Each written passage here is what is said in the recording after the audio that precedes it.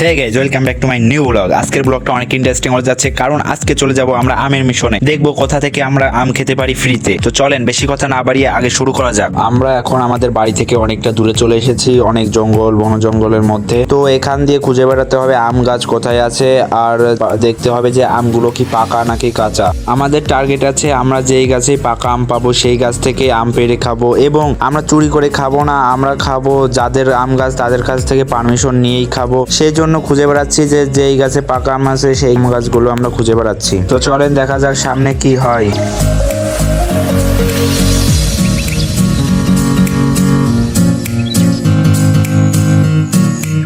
অনেক খোঁজাখুঁজির পর একটা বিল্ডিং আলা বাড়ির পাশে একটা আম গাছ পেয়েছি, এবং সেই গাছের আম অনেক পাকা রয়েছে। তো আমরা যাদের গাছ তাদেরকে খুঁজে বের করলাম, এবং খুঁজে বের করে তাদের কাছ থেকে পারমিশন নিলাম যে আমরা কি কিছু আম খেতে পারি কিনা। তারা বললো যে অবশ্যই খেতে পারো, কোনো সমস্যা নেই, আমাদের নিজেদেরই গাছ, তোমরা যত পারো তত পেরে খাও পাকাগুলো, কিন্তু কাঁচাটা পেরো না। তাই আমরা তাড়াতাড়ি করে তামিমকে গাছে উঠিয়ে দিলাম, এবং তামিম গাছে উঠে ঝাঁকি দেওয়া শুরু করলো। ঝাঁকি দিলে অনেক আম পড়লো, আর দু একটা কাঁচা আম পড়েছিল। তারা বললো যে তোমাদের কাঁচা আম নেওয়ার দরকার নেই, পাকাগুলো নিয়ে যাও এবং কাঁচা আমগুলো আমাদেরকে দিয়ে যাও। আমরা কিছু আম পারলাম এবং কাঁচা আমগুলো তাদেরকে দিয়ে দিলাম, আর পাকা আমগুলো আমাদের জন্য রেখে দিলাম। আমাদের কাছে আম নেওয়ার ব্যাগ ছিল না, তাই আন্টি বললো যে আমার বাসার সামনে আসো, আমি তোমাদেরকে ব্যাগ দিয়ে দিচ্ছি, তোমরা এই ব্যাগে বাসায় নিয়ে যাও। আন্টির বাসার সামনে আমরা গেলাম, আন্টি আমাদেরকে ভালো একটা ব্যাগ দিল, আমরা আন্টিকে অনেক ধন্যবাদ দিলাম।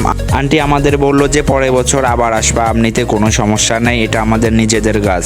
আন্টিদের বাসা থেকে আম নেওয়া শেষ হলে আমরা বাসার দিকে রওনা দিচ্ছিলাম। পাশে দেখলাম একটা বড় হিমসাগর আমের বাগান। তো ওই বাগানে ঢুকে গেলাম, ঢুকে বললাম যে আমাদের কিছু আম পেড়ে দিতে হবে এবং খাওয়াতে হবে। অনেক পাকা আম ছিল সেইখানে। তো তারা বললো যে তাহলে তোমরা নিজেরা উঠে পেড়ে নাও কিছু আম। তো কিছু না ভেবেই তামিমকে তাড়াতাড়ি গাছে উঠিয়ে দিলাম। তামিম ঝাঁকি দিল, অনেক আম পড়লো। তো সেই হিমসাগর আম নিয়ে ডাইরেক্ট আমরা বাসায় চলে গেলাম।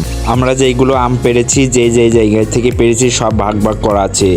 এইটা পেরেছি এক জায়গা থেকে, এইটা পেরেছি এক জায়গা থেকে, আর এইটা পেরেছি এক জায়গা থেকে। সব আলাদা আলাদা জায়গা থেকে পাড়া। সব আমগুলো এখন খেয়ে টেস্ট করে দেখতে হবে কোন আমটা কিরকম।